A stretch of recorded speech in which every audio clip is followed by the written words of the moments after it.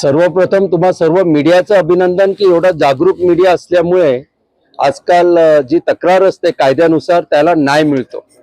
सत्र न्यायालयाने आज निकाल देताना माननीय सत्र न्यायालयाने अतिशय स्पष्ट निरीक्षण नोंदवलेलं आहे की या प्रकरणी शासनाची फसवणूक झालेली आहे आणि ही फसवणूक ही शिक्षेला पात्र आहे। म्हणून गुन्हेगार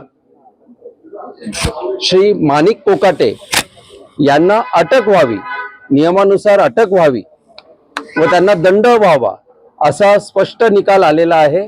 आता कोकाटे यांच्यावर न्यायालय अटकेची टांगती तलवार आहे।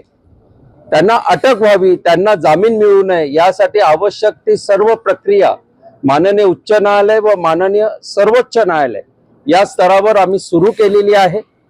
आणि याच्यात माजी मंत्री तुकाराम दिघोळे साहेबांनी जी ऑलरेडी मूळ तक्रार केली होती त्या तक्रारीच्या अनुषंगाने याचा अंतिम निवाडा होईल असं मला आणि दिघोळे साहेबांची कन्या अंजली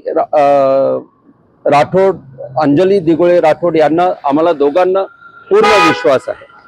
धन्यवाद। नेमकं निकाल काय दिलेला आहे? आपण म्हणता अटकेची न्यायालयाने स्पष्ट निरीक्षण नोंदवलेलं आहे पूर्ण अभिलेखाची अवलोकन करून की या संदर्भात माणिक कोकाटे यांनी ज्या सदनिका घेतलेल्या आहेत त्या निकषानुसार नाही, याच्या शासनाची फसवणूक झालेली आहे आणि आर्थिक फसवणुकीचा गुन्हा सिद्ध होत आहे असे स्पष्ट निष्कर्ष हे माननीय सत्र न्यायालयाने निकालात नोंदवलेले आहे। काय शिक्षेबद्दल काय म्हणाले?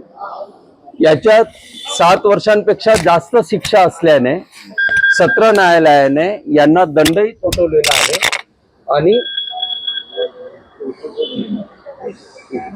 निकालात स्पष्ट सांगितलेले आहे की याच्यात अटक होणे क्रमप्राप्त आहे।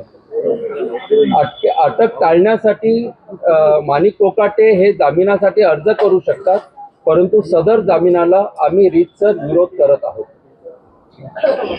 धन्यवाद। कोर्टात नेमकं आपल्याकडनं काय बाजू मांडणार? कोर्टात आम्ही आवश्यक कागदपत्र सादर केलेले आहेत, माननीय उच्च न्यायालयात सादर केलेले आहेत। त्याच्यात आम्ही हे स्पष्ट नमूद केलेलं आहे की ज्या वर्षी माणिक कोकाटे यांनी या सदनिकांचा लाभ घेतला त्या वर्षी त्यांचं उत्पन्न हे निकषांपेक्षा जास्त होतं। त्याच वर्षी त्यांनी शस्त्र परवाना घेतला होता। शस्त्र परवाना घेताना एक प्रतिज्ञापत्र ज्याच्यात उत्पन्न काही लाखांचं असणे आणि सदनिका घेताना दुसरे प्रतिज्ञापत्र ज्याच्यात उत्पन्न कमी असणे, म्हणजे एकाच वेळेला शासनाकडे 2 प्रतिज्ञापत्र केलेले असणे ही उघड कागदपत्रांवर सिद्ध होणारी गुन्हेगारी आहे आणि याच्यात गुन्हा सिद्ध झालेला आहे। आता याच्यात माननीय मुख्यमंत्री महोदयांकडे लॉ अँड ज्युडिशरी असल्यामुळे मुख्यमंत्री महोदयांना आपल्या माध्यमातून मी आवाहन करतो की याच्यात माणिक कोकाटे यांचा राजीनामा त्वरित घ्यावा व त्यांना अटक करण्यासंदर्भात गृह विभागाला निर्देश द्यावेत, जेणेकरून जनतेला एक चांगला मेसेज जाईल। आपण राज्यपालांची काही भेट घेणार, निवेदन देणार? राज्यपालांची भेट मी मागितलेली आहे आणि कदाचित उद्याच राजभवनला राज्यपालांना आम्ही सविस्तर लेखी निवेदन देत आहोत। आम्ही निवेदन देत आहोत की याच्यात जिथे अटक गरजेची आहे तिथे अटक होताना गृह विभागावर कोणताही दबाव येऊ नये म्हणून राज्यपालांनी योग्य ते निर्देश द्यावेत। आणि नंबर 2, नैतिकतेच्या आधारावर माणिक कोकाटे यांनी प्रथम वर्ग न्यायालयाने शिक्षा ठोठवल्याबरोबर राजीनामा देणे अभिप्रेत होते, परंतु त्यांनी तसे केले नाही। परंतु आज सत्र न्यायालयाने शिक्षा दिल्यानंतर तरी त्यांनी राजीनामा त्वरित द्यायला पाहिजे। हा अधिकार राज्यपालांचा आहे, राज्यपाल महोदयांचा आहे, म्हणून राज्यपालांना आम्ही हे निवेदन देत आहोत। दंड 10,000 की 10,000चा दंड आहे, परंतु तो दंड गुन्ह्यासंदर्भात असल्यामुळे या दंडाची किंमत 10,000 जरी असली तरी ती आपल्या लाखो जनतेच्या मानाने हा दंड खूप मोठा आहे। खरं तर आता यांनी राजीनामा द्यायला पाहिजे, नैतिकतेच्या कसोटीवर उभं राहायला पाहिजे। आता ज्या सदनिका लाटलेल्या आपण म्हणतायत तर त्याबाबत नेमकं काय आहे, तर ते शासनाकडे हँडओव्हर होणार आहे? हा, आता याच्यात असं आहे की सदनिका लाटल्या हे जे मी म्हणत होतो हे आमचं म्हणणं माननीय न्यायालयाने आता सिद्ध झालंय म्हणून न्याय निवाडा दिलेला आहे. म्हणून कोकाटे यांनी सदनिका लाटल्या हे आता माननीय न्यायालयाचं म्हणणं आहे आणि माननीय सत्र न्यायालयाने हे सर्व अभिलेख तपासून हे पुराव्यांनिशी या निष्कर्षाला आलेले आहेत की कोकाटेंनी सदनिका लाटल्या, याच्या शासनाची फसवणूक झाली आणि सर्वात महत्वाचं ज्या आर्थिक दुर्बल गटाला या सदनिका मिळायला पाहिजे होत्या, ज्या कोणा गरीब माणसाला या सदनिका मिळायला पाहिजे होत्या, त्यांचा हक्क यांनी पात्र नसताना त्या हक्कावर गदा आणलेली आहे. हे सर्वात जास्त दुःखद बाजू या प्रकरणात अशी आहे की एका गरीब माणसाला या सदनिका मिळाल्या असत्या, त्या गरीब माणसाचा माणूस ते पुढची पिढी नाशिकमध्ये राहून शिक्षित झाली असती, ते सर्व स्वप्न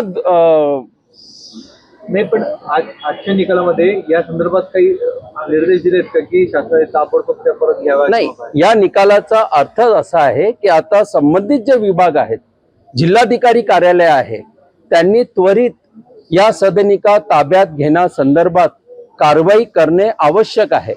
राज्यपालांना जे आम्ही निवेदन देणार आहोत त्याच्यात माननीय जिल्हाधिकारी नाशिक यांना निर्देश मिळावेत याचाही समावेश आहे. त्या 4 सदनिका, एक यांच्या नावाने आणि 3 डमी नावाने, या 4 सदनिका शासनाने त्वरित ताब्यात घ्याव्यात आणि एक चांगला पायंडा समाजात पडावा यासाठी आम्ही एक आमचं योगदान म्हणून आम्ही सर्व प्रक्रिया करत आहोत. आता खालच्या कोर्टाने जे शिक्षा दिलेली होती ते कायम आहे? हो, खालच्या कोर्टाने दिलेली शिक्षा ही कायम झालेली आहे आणि ही शिक्षा माननीय उच्च न्यायालय व माननीय सर्वोच्च न्यायालय इथे कायम राहील याची वैयक्तिक हमी आम्ही घेणार आहोत. शिक्षेला इम्प्लिमेंटेशन करू नये, अंमलबजावणी करू नये यावर स्थगिती देण्यात आली, त्याबाबत आता काय नाही, तर त्या शिक्षेला अंमलबजावणी करू नये म्हणून एक अंतरिम स्थगिती दिली होती की त्यांना बाजू मांडण्याची संधी मिळावी, परंतु त्यांना बाजू मांडता आली नाही कारण की जे अभिलेखावर आहे ते मिटवता येत नाही. कागदावर जे असतं ते दगडावरची रेघ असते, त्यामुळे ते काही मिटवू शकले नाही. ती शिक्षा कायम झालेली आहे. आता हेच कागदपत्र आम्ही माननीय उच्च न्यायालयात सादर केलेले असल्यामुळे उच्च न्यायालयातही ही शिक्षा कायम होईल आणि सर्वोच्च न्यायालयातही कायम होईल, याच्यात आता शंका नाही. माजी मंत्री माणिकराव कोकाटे यांनी आर्थिक निकष नसताना ज्या सदनिका लाटल्या होत्या त्याबद्दल जी मूळ तक्रार माझे वडील माजी मंत्री तुकाराम दिघोळे साहेब यांनी केली होती, त्या तक्रारीला आज खऱ्या अर्थाने न्याय मिळाला असं मला वाटतं. या संदर्भात ही शिक्षा कायम राहावी म्हणून पुढे माननीय उच्च न्यायालयामध्ये आणि सर्वोच्च न्यायालयामध्ये जी काही प्रक्रिया गरजेची आहे ती आम्ही सुरू केलेली आहे आणि या संदर्भात येत्या 19 डिसेंबर रोजी उच्च न्यायालयामध्ये पुढची तारीख देखील आहे. नेमकं काय प्रकरण होतं ताई, थोडंसं सांगा. आर्थिकदृष्ट्या दुर्बल गटांसाठी ज्या काही सदनिका महाराष्ट्र शासनातर्फे उपलब्ध करून दिल्या जातात कमी भावामध्ये, त्या निकषांवर आपण आर्थिक दुर्बल आहोत असं दाखवून एकाच्या स्वतःच्या नावावर एक आणि काही डमी नावांवर आणखीन 3 सदनिका, अशा 4 सदनिका यांनी आपल्या नावे करून घेतल्या होत्या आणि त्यांचा उपभोग तेव्हापासून आजतागायत ते घेत होते. नेमकं कधी घेतले होते आणि या आधी सुद्धा कोर्टाने या संदर्भात शिक्षा दिल्यानंतर मध्यंतरी या संपूर्ण शिक्षेला स्थगिती मिळाली होती? अंतरिम स्थगिती होती. अंतरिम या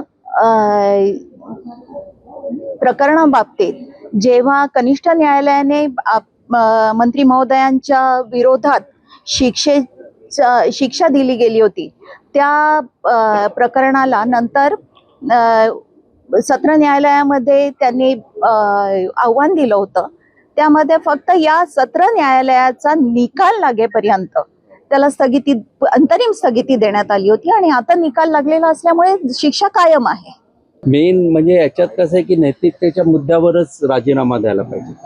त्यांनी सांगितलं. हा, कोर्टाने एवढा निकाल देण्याची गरजच नाही. परंतु आता ती पिढी राहिलेली नाही. राजकारण एवढं बदललंय, संवेदनशीलता हरवलेली आहे आणि कोडगेपणा आलाय पूर्ण.